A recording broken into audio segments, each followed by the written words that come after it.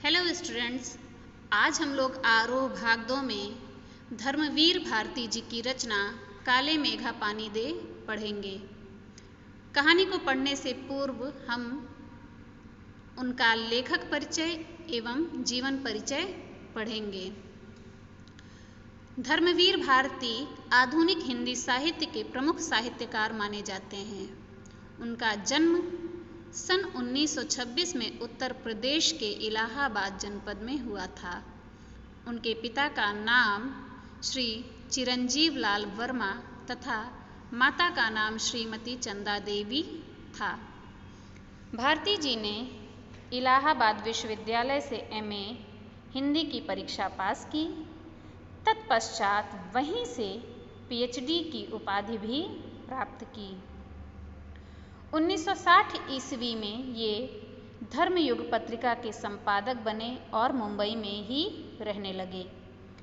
सन 1988 में धर्मयुग के संपादक पद से सेवानिवृत्त होकर फिर मुंबई में ही बस गए। सरकार ने इनको पद्मश्री की उपाधि से अलंकृत किया। इसके बाद इनको व्यास सम्मान के साथ अनेक राष्ट्रीय सम्मान भी प्राप्त हुए।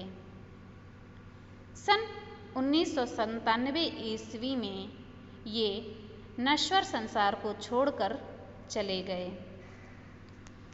प्रमुख रचनाएं। धर्मवीर भारती जी का आज़ादी के बाद के साहित्यकारों में विशिष्ट स्थान है। ये बहुमुखी प्रतिभा से संपन्न साहित्यकार माने जाते हैं। इन्होंने काव्य, उपन्यास, कहानी, निबंध आदि अनेक विधाओं पर लेखनी चलाई है। इनकी प्रमुख रचनाएं निम्नलिखित हैं। काव्य संग्रह है कनुप्रिया, 7 गीत वर्ष, सपना अभी भी, ठंडा लोहा आदि। उपन्यास है सूरज का 7वां घोड़ा, गुनाहों का देवता आदि। कहानी संग्रह है बंद गली का आखिरी मकान, गीति नाट्य है अंधा युग। निबंध संग्रह है पश्यन्ति, कहनी अनकहनी, मानव मूल्य और साहित्य, ठेले पर हिमालय। साहित्यिक विशेषताएं। धर्मवीर भारती आधुनिक मानवीय संवेदना से ओतप्रोत साहित्यकार थे। भारती जी के लेखन की महत्वपूर्ण विशेषता है कि हर उम्र और हर वर्ग के पाठकों के मध्य उनकी भिन्न भिन्न रचनाएं लोकप्रिय हैं। वे मूलतः व्यक्ति स्वातंत्र्य, मानवीय संकट एवं रोमानी चेतना के रचनाकार हैं। तमाम सामाजिक उठापटक एवं उत्तरदायित्वों के बावजूद उनके साहित्य में व्यक्ति की स्वतंत्रता ही सर्वोपरि रही है। मानवता उनके साहित्य का प्राण तत्व है। गुनाहों का देवता उनका सर्वाधिक लोकप्रिय उपन्यास है, जिसमें एक सरस और भावपूर्ण प्रेम की अभिव्यक्ति है। दूसरा लोकप्रिय उपन्यास सूरज का 7वां घोड़ा है, जिस पर हिंदी में फिल्म भी बन चुकी है। इस उपन्यास में लेखक ने प्रेम को केंद्र बिंदु मानकर निम्न वर्ग की निराशा, आर्थिक संघर्ष, नैतिक विचलन और अनाचार को चित्रित किया है। अंधा युग में स्वतंत्रता के पश्चात नष्ट होते जीवन मूल्य, अनास्था, मोहभंग, विश्व युद्ध की विभीषिका से त्रस्त मानवता और अमानवीयता का यथार्थ चित्रण है। भारती के साहित्य में आधुनिक युग की विसंगतियों, समस्याओं, मूल्यहीनता आदि का सुंदर चित्रण मिलता है। भाषा शैली। धर्मवीर भारती एक श्रेष्ठ कवि होने के साथ साथ श्रेष्ठ गद्यकार भी हैं। उनके गद्य लेखन में सहजता और आत्मीयता मिलती है। वे बड़ी से बड़ी बात को भी बातचीत की शैली में ही कहते हैं और सीधे पाठकों के मन को छू लेते हैं। लेखक ने मुख्यतः खड़ी बोली का सहज स्वाभाविक प्रयोग किया है। इनके साहित्य में अंग्रेजी, उर्दू, फारसी आदि के भाषाओं के अतिरिक्त साधारण बोलचाल के शब्दों का भी समायोजन हुआ है। प्रस्तुत संस्मरण काले मेघा पानी दे में भारती जी ने लोक प्रचलित विश्वास और विज्ञान के द्वंद्व का सुंदर चित्रण किया है। इसमें दिखलाया गया है कि अनावृष्टि दूर करने के लिए गांव के बच्चों की इंद्रसेना द्वार द्वार पर पानी मांगते चलती है और लेखक का तर्कशील किशोर मन भीषण सूखे में उस पानी की निर्मम बर्बादी के रूप में उसे देखता है। संस्मरण है यह काले मेघा पानी दे। संस्मरण का मतलब क्या है? स्मृति पर आधारित रचना, यानी यह जो आप कहानी पढ़ रहे हैं यह लेखक धर्मवीर भारती जी के बचपन की घटना है जिसे उन्होंने संस्मरण के रूप में लिखा है। संस्मरण की शुरुआत करते हुए धर्मवीर भारती जी कहते हैं कि गांव में बच्चों की एक मंडली हुआ करती थी जिसके सदस्य 10-12 से लेकर 16-18 साल के लड़के होते थे। ये बच्चे अपने बदन पर सिर्फ एक लंगोटी या जांघिया पहने रहते थे। जब गर्मी बहुत अधिक बढ़ जाती थी और बादल दूर दूर तक आसमान में कहीं भी नहीं दिखाई देते थे, तब ये बच्चे एक जगह इकट्ठा होकर बोल गंगा मैया की जय, काले मेघा पानी दे, गगरी फूटी बैल प्यासा, पानी दे गुड़धानी दे लोकगीत गाते हुए गांव की गलियों में घूमा करते थे। इस लोकगीत को सुनकर गांव के सभी लोग सावधान हो जाते थे और महिलाएं व लड़कियां घरों की खिड़कियों से झांकने लगती थीं। यह मंडली पानी दे मैया इंद्रसेना आई है कहते हुए अचानक गली के किसी मकान के सामने रुक जाती तो उस घर के लोग बाल्टी भर पानी उस मंडली के ऊपर फेंक देते थे। कुछ लोग जो इस मंडली को पसंद नहीं करते थे वो इसे मेढक मंडली कहा करते थे और जो लोग यह मानते थे कि इस मंडली पर पानी फेंकने से बारिश हो जाएगी वो इस मंडली को इंद्रसेना कहा करते थे। जब जेठ बीतकर आषाढ़ भी आधा गुजर जाता मगर फिर भी बारिश नहीं होती, गांव व शहरों में सूखे के से हालत हो जाते, मिट्टी सूखकर जमीन फटने लगती है, इंसान और जानवर पानी के बगैर तड़प तड़प कर मरने लगते, फिर भी आसमान में बादलों का कहीं नामो निशान नहीं दिखाई देता। ऐसे मुश्किल हालातों में लोग अपने क्षेत्रों में प्रचलित लोक विश्वासों जैसे पूजा पाठ, हवन, यज्ञ आदि के सहारे भगवान इंद्र से प्रार्थना कर वर्षा की उम्मीद लगाते थे। जब सब कुछ करके हार जाते हैं तो फिर इंद्रसेना को बुलाया जाता था। इंद्रसेना भगवान इंद्र से वर्षा की प्रार्थना करती हुई, गीत गाती हुई पूरे गांव में निकलती थी।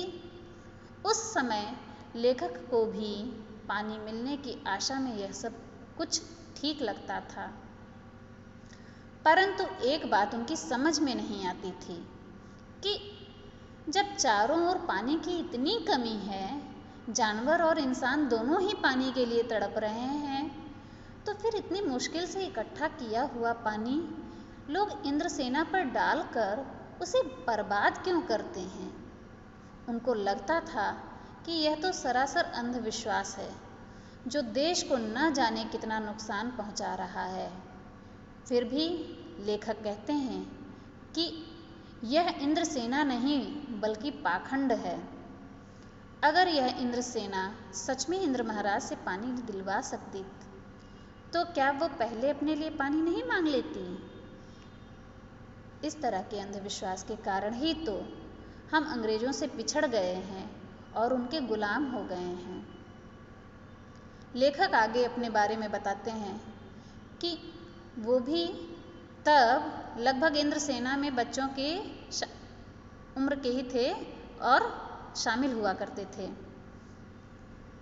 उनके अंदर बचपन से ही आर्य समाजी संस्कार पड़े थे।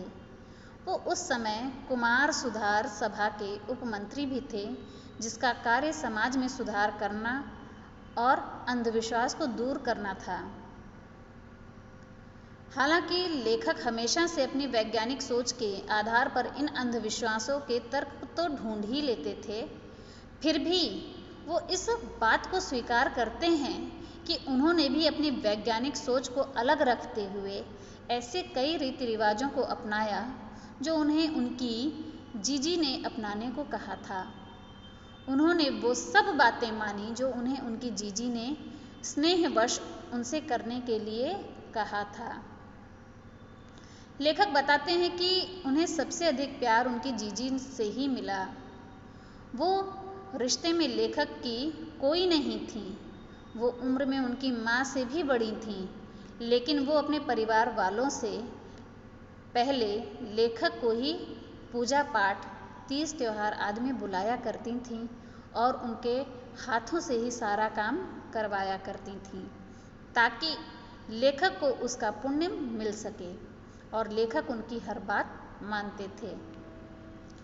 लेकिन इस बार जब जीजी ने लेखक से इंद्रसेना पर पानी फेंकने को कहा तो लेखक ने साफ मना कर दिया।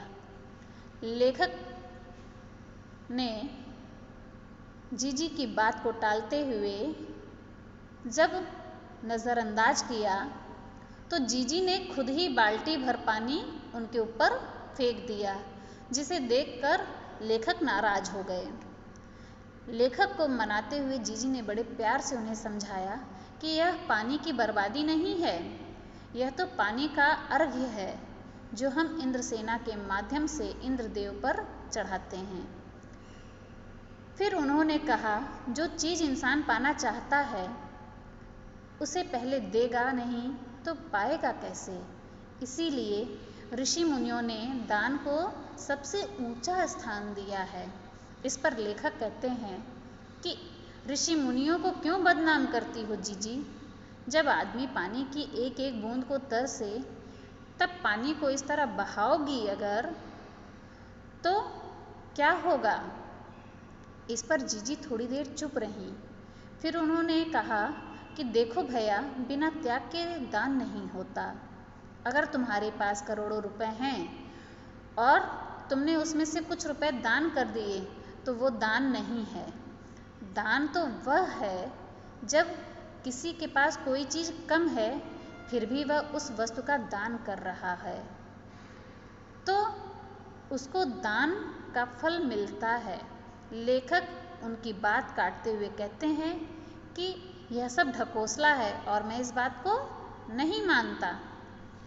जीजी ने फिर लेखक को समझाते हुए कहा कि तू पढ़ा लिखा है मगर मैं पढ़ी लिखी नहीं हूँ, लेकिन मैं इस बात को अनुभव से जानती हूँ कि जब किसान 30-40 मन गेहूँ उगाना चाहता है तो वह 5-6 शेर अच्छा गेहूँ जमीन में क्यारियाँ बनाकर फेंक देता है और वह इस तरह से गेहूँ की बुआई करता है।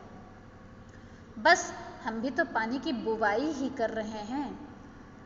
जब हम यह पानी गली में बोएंगे तब तो शहर, कस्बे और गांव में पानी वाले बादलों की फसल आएगी। हम बीज बनाकर पानी देते हैं और फिर काले मेघा से पानी मांगते हैं। जीजी लेखक को आगे समझाते हुए बताती हैं कि सब ऋषि मुनि कह गए, पहले खुद दो तब देवता तुम्हें 4 गुना 8 गुना कर लौटाएंगे। यह तो हर आदमी का आचरण है जिससे सबका आचरण बनता है। यथा राजा तथा प्रजा, सिर्फ यही नहीं सही है, बल्कि यह भी सच है कि यथा प्रजा तथा राजा, अर्थात जैसी प्रजा होगी वैसा ही राजा का व्यवहार भी होगा। यही बात गांधी जी भी कहते थे। लेखक ने जब यह संस्मरण लिखा था तब देश की आज़ादी के 50 साल पूरे हो चुके थे, लेकिन आज भी लेखक के द्वारा उठाए हुए प्रश्न उतने ही प्रासंगिक हैं जितने तब थे। उन्होंने कहा कि हम अपने देश के लिए करते ही क्या हैं?